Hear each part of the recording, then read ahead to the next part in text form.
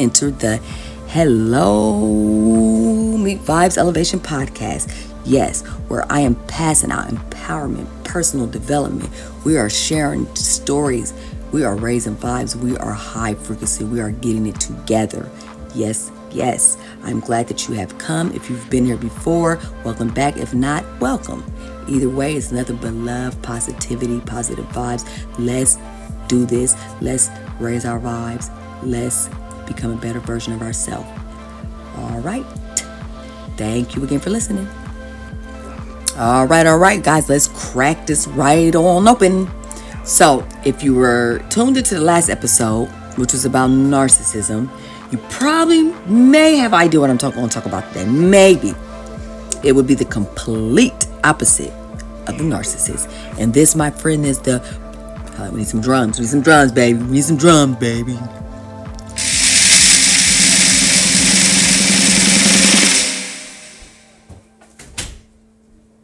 The empath. That's right. If you guessed the empath, you were absolutely correct. All right, so just think about it like this. In a world that often values logic over emotion, being an empath can feel like both a gift and a burden. Trust me. So guys, today we're going to dive into what it means to be an empath, how this heightened sense of emotional awareness impacts lives, and most important, how to harness it as a strength. Segment 1, Understanding Empaths, the Strength and Sensitivity, entitled The Strength and Struggle of Deep Sensitivity. Okay, my friends, let's talk about what an empath is. So an empath is someone who has a heightened ability to sense and absorb the emotions and energy of those around them, often feeling others' pain or joy, anxiety as if it were their own. Some of the key characteristics are deep emotional connection to others, highly intuitive and can pick up on subtle cues, and prone to emotional overwhelm in crowded or high energy environments. So the science behind empath, behind empathy. So empath is empathy, but it's like a super, almost like we all have narcissists in us.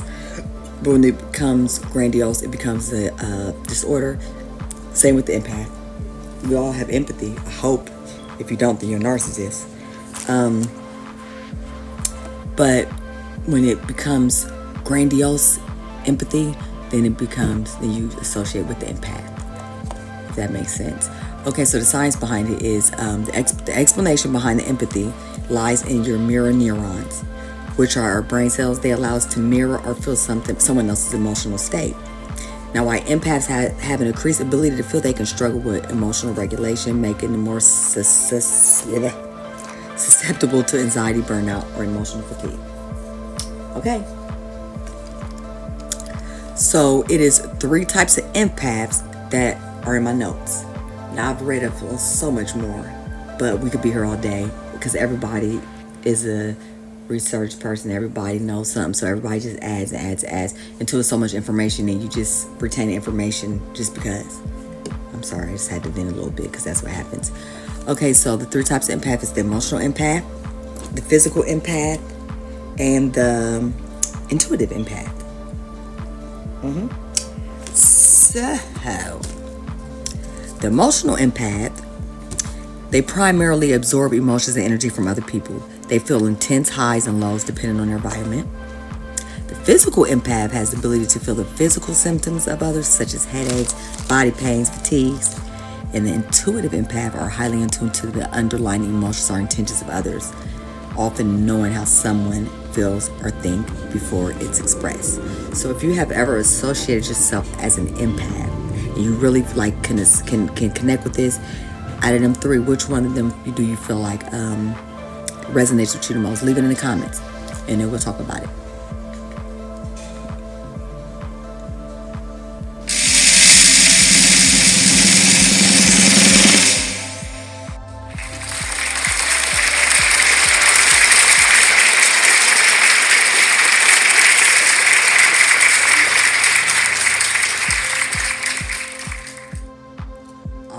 So we we have made it to the second segment of this episode. And if you are still with me, then baby, I'm sending more positive vibes your way. You're just going to be full of positive vibes by the time you leave here, okay? Ain't nobody going to be able to tell you nothing. All right, so empaths have challenges that they face. So I'm going to tell you a few challenges that empaths face. And that is emotional overload, of course. Being highly sensitive means absorbing not only emotions, but also the energy of the environment. And, this can lead to feeling drained or anxious. They have difficulty setting boundaries, for sure. Empaths often find it hard to say no, taking on the emotional burden of others, neglecting their own needs. Attraction to toxic relationships. Empaths can be drawn to people who need healing or fixing, making them vulnerable. Hear me when I say this. Making them vulnerable to narcissists or emotionally manipulative individuals. Okay? Clock that T. I'm just kidding. I really hate when people say that. I just don't understand what that's supposed to mean. Clock that T. What does that mean? The clock tells time. Tea is something you drink, so it's time to tell me the info. I don't know. I just, people just say things, but clock that T. Ow. Okay. So, empaths and energy protection is so important. So, you need to, not you. Empaths should learn how to set boundaries, right? They need to practice self-care by setting emotional boundaries and limiting exposure to toxic environments or draining relationships. Energy cleansing techniques, grounding, exercise such as meditation, mindful nature walks, release the absorbed energy. Crystals, intentions, let me see. Yeah, we can go on. Okay, visualization. Empaths can use visualization, like imagining a protective shield of light around them to block out external negative energy. So, I noticed the part that a lot of you probably waiting for. What are some signs that you might be an empath? All right, so you feel drained after social events, even if you enjoyed them. You have a strong desire to help others, even at the expense of your own well-being. You feel overwhelmed in crowds or noisy environments. You often need time alone to recharge and regain your balance. You intuitively, you have a strong intuition with understanding others' feelings without them saying a damn word. Okay? Let's talk about some empowerment for empaths. So let's turn this sensitivity into a superpower, my empaths. That was another type of empath that I did read about, a super empath. These are the ones that, although they're very emotionally intuitive and all that, they don't play no games. Like, especially for the narcissists, they got something coming. And I'm telling you, I'll just get to that one. I'll get to that. Okay, so you want to turn your sensitivity, guys, into a superpower. And you do this by learning to control the flow of energy and emotions. Okay, so empaths can transform their sensitivity to a powerful gift, using their heightened awareness to help others and create deep, meaningful connections. Self-practice. You should prioritize self-care routines, such as regular time alone, mindfulness practice, journaling, process emotional recharge, self-analysis, evaluations, all that good stuff that I've already talked about. And learning to say no. That is the one thing. You have the ability to say no, and you are allowed to say no without guilt. No is a complete sentence. You don't even have to put anything behind it. You can just say no. I know it ain't that easy though, especially for the empaths. So you should do this without guilt. It's crucial for empaths' emotional health. It's not selfish to put your well-being first. All right, my friends, we are moving to the third segment, which is the last one.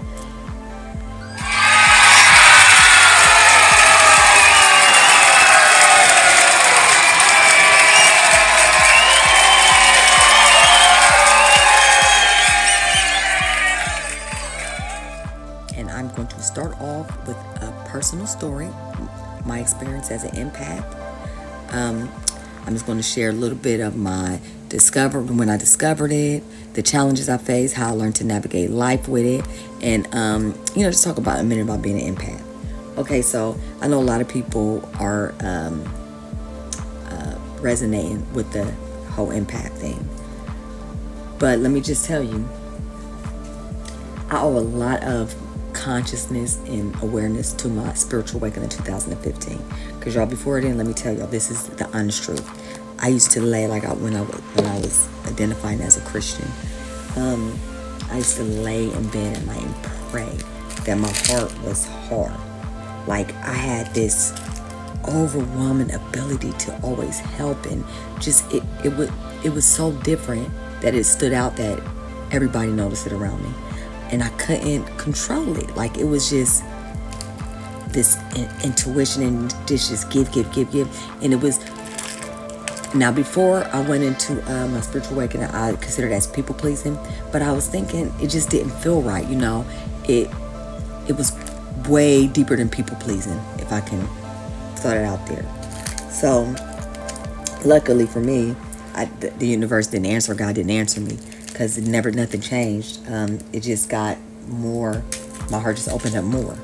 So when I had my spiritual awakening, I started to do research and stuff, and the earth angel and all that other stuff popping up. The empath came last. And I was like, that's what it is. I am overly empathetic about everything. I can feel any subtle cues. I know when somebody's acting different. I know when something's wrong with somebody. If I walk in a room and you're sad, I can feel the sadness. It was so bad that one time this dude, he lived next door to me, my mom and my stepdad.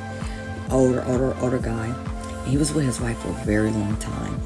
And we had ended up moving away, but he was still staying there. So his wife left him, and he's just so much older, and it was kind of this country thing they had going on where they was just comfortable with he didn't seem too appealing to start a relationship with someone else. And at this point, so when she left him, it was like devastating. I know he was, he didn't expect it, and she left him for somebody else. Like and he'd been with her for so many years. They moved from New York together. They've been together for years. I think they married, I believe.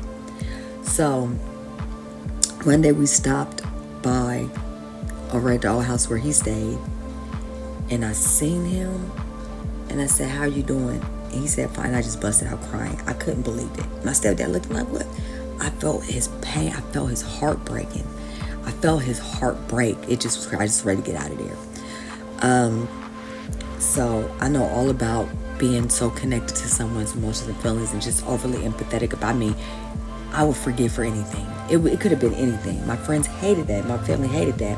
Everybody that was around me always had the need to protect me. And I'm just going to say this. I was a fighter back in my days. So it was a little offensive for somebody to think they needed to protect me. And I'm the middle sister. And, when it came to my big sister, my little sister, my big sister come get me to fight. You feel me? So I'm thinking, why is my little sister thing? It didn't matter what I said. She was still trying to protect me. And finally, she explained to me, "Crystal, it just looked like people just run over you." But I told her, I had to come to realization they're not running over me because I'm genuinely doing it, but I know it looks like that. My fiance, anybody that was ever around that became real close to me tried to protect me from people. Anytime. So eventually when I found out what it was, once again, that's awareness. Oh, okay, this is what it is. I accept it. I accept that I have this. I accept that I resonate with this. I accept that I had this energy. I'm overly empathetic. But boundaries was the thing for me. I didn't know how to set no boundaries at all. Today I set boundaries though, because you know why? I learned to love myself. That also comes from not loving yourself too, enough. So I'm going to pick my peace over chaos. And I did always have toxic relationships. I can't remember one healthy one. And the last guy I was with, it was okay for a minute. Then, it just started being arguing every day, and I just couldn't take it. So I had to let it go. And I picked peace over love. And I knew I was growing, and I said, wow, because that's usually not me. If I love somebody, then we're going to go through the hell together. But no, I don't have to do that today. I don't have to do that today. And as far as recharging, again, it goes back to loving yourself. When you understand how to spend time alone, you know how to go sit by yourself and evaluate things and decide who who's worthy to be in your life. That's your choice. You don't have to have people in your life that don't belong there. You don't have to have people in your life that break boundaries. So if you have somebody that's breaking boundaries and making it hard for you, and you haven't learned how to really set boundaries, say no, remove yourself from them until you start to work on yourself and get stronger. And even still, move yourself from the environment. You can do that. So you just have to understand that this is what you are. That's the first thing. You're aware of it now. So then you educate yourself on it. And once you educate yourself on it, okay. We all know it's a thing that empaths attract narcissists. So therefore, when you just meet somebody, do your homework. Make sure they're not a narcissist. And if they are, then that means, man, it kind of means still you have to raise your vibrations also. Because when you're attracting chaos and toxicity in your life, you frequency alike tracks frequency. So the first thing to do is back up and ask yourself, why am I attracting this person in my life? That's what I do. When you talk about recharging, I'm recharging so much. I'm like the Energizer battery. I can keep going and going and going and going. I am to myself for real. And I'm okay with that. I prefer it this way. Actually, I'm thinking I need to get out of isolation. I've been here so long. But in my natal chart, I have a whole stellium in that 12th house. And one of my sun, Jupiter, Mercury, Venus. But when I was younger, I was a social butterfly. It was that Leo energy. I mean, I love to be out. I love to be around people. But now, I don't like getting in the store. I don't want to be around a crowd of people. And I just was like, Dad, when did this happen? So, yeah. That's my story about associating with the empath. So if any of this sounds like you, just do your best. Do your very best to protect your environment. That's what you can control. You can't control anything else. You can't control the person in front of you. You can't control the person. You can't even control your next thought. You have no control over your thoughts. The only thing you can do with your thoughts is be aware of them and change them. But you cannot control what thoughts going to come next. The only thing you can control is your environment. Physically at that moment. So just remove yourself. That's it. I know I'm making it sound easy, but it really is. It's not. It doesn't feel good, but it's easy to shut people out. That don't mean you don't align with you anymore. All right. Thank you for listening to my story, guys. Moving on to navigating a relationship as an empath. So, this is healthy versus toxic relationships. Like I say, empaths need to be real cautious about relationships that drain their energy. Seriously, you got to learn to recognize emotional vampires or narcissistic partners. It is crucial to maintaining your emotional health because if you're an empath, once you sucked in, that empathetic baby, it's no ends. You just be putting up with. I told you, if you listen to the last episode, I stayed with somebody for 6 months that I did not like. Okay, 6 months. That's crazy. Because the empathy, it had nothing to do with him manipulating me. I felt, yeah, it did. He made me feel bad for him. No, he didn't make me feel bad. He can't make me do anything. He was doing things so I would feel bad, and it worked a little bit. It worked, not a little bit. It worked for 6 months. Okay, let's just say that. I can't even front and BS around. So here go some communication tips. So I know as empaths we often feel misunderstood, for sure. But I cannot explain who I am to people. They don't get it. Okay, but why would you forget? Or why would you? And I'm I feel like I'm here to understand people, but they're not here to understand me. And I accepted that. I accepted that 3 years ago. It took a while. Because I always get, why don't they understand me? I realized that that's not what I'm here for, and I'm okay with that. So anyways, clear communication, asserting your needs, and creating emotional boundaries are your key to your healthy relationships. Now let's see how to attract healthy relationships. I told you a little bit before. Remove people from your environment. Do yourself a self-analysis. See what's going on. See why you're still attracting some toxic people into your life. Focus on self-love and emotional balance, and this will help the empaths attract relationships with their sensitivity that is valued rather than exploited. You dig? All right, guys. So I got a question to ask. Is this the end? Yes, it is. Yes, it is. I just want to say that it's over. So, guys, that is the end of the empath episode. And thank you so much for listening. And remember, guys, your energy is expensive. Be mindful how you spend it. And I got a final thought for you. Being an empath is a powerful gift, but it does come with unique challenges. So by setting boundaries and practice self-care and embracing your sensitivity, you could turn your empathetic abilities into superpowers. Now, if that ain't empowerment, anything that you feel is negative or that it's a obstacle, you could turn it into something positive. Believe that. Okay? Don't forget it. You'll see. So, do you identify as an empath? If so, share your experiences to struggle with us. Put something in the comments if you want to come on and talk about it. Let's do it. Subscribe. You know, I'm sending out newsletters and stuff, letting you guys know what's going on. You guys got the first heads up. Rate, review my podcast. I would love that. Help spread awareness and support. Stay tuned for more empowering episodes next week. And don't forget that I have a promotion coming up soon, doing chart interpretations for a donation of a minimum of $5.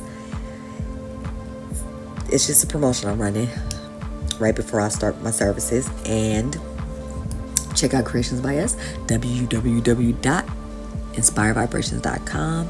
Go ahead and get yourself a pair of that beautiful handmade earrings by yours truly, with intention to raise your vibration.